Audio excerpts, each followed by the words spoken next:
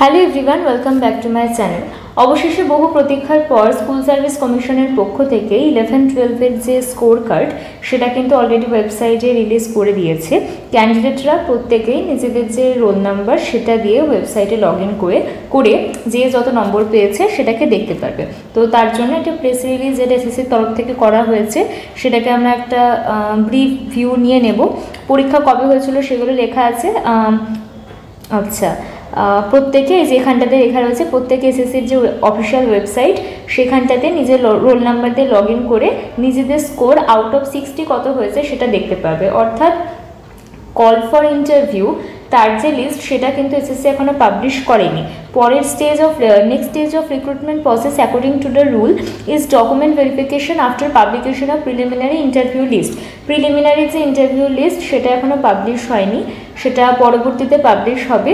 তো তারপর জন্য যে ডকুমেন্ট ভেরিফিকেশান যেটা হওয়ার সেটা তার পরবর্তীতে হবে। আজকে এই মুহূর্তে দাঁড়িয়ে আমরা যেটা করতে পারবো সেটা হচ্ছে আউট অফ 60 কে কত পেয়েছে সেটা দেখা যাবে। আর 9-10-এর যে রেজাল্ট সেটা কিন্তু এখনও পর্যন্ত আউট করেনি, সেটা এখনও প্রিপারেশন স্টেজে রয়েছে, সেটা পরবর্তীতে পাবলিশ করা হবে। এই একটা নোটিশ এসএসসির তরফ থেকে জারি করা হয়েছে এবং আরেকটা নোটিশ দেওয়া হয়েছে 11-12 বা হায়ার সেকেন্ডারি লেভেলের যে টিচিং সেটার জন্য। সেটাতে কি বলছে আমরা একটু সংক্ষেপে দেখে নেব। ক্যান্ডিডেটসের রেজাল্ট দেখতে পারবে, এটা তো দেওয়াই রয়েছে ড্যাশবোর্ডে ঢুকে রোল নাম্বার দিয়ে, আর ভিউ রেজাল্ট সেখানটাতে গিয়ে দেখতে হবে।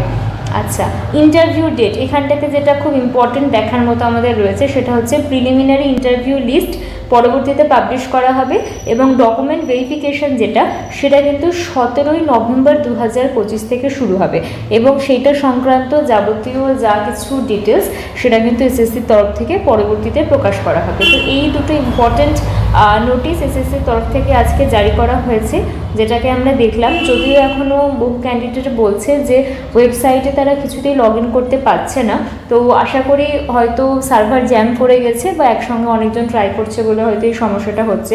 কিছুক্ষণ পর হয়তো রাতের মধ্যে এই সমস্যাটা ঠিক হয়ে যাবে।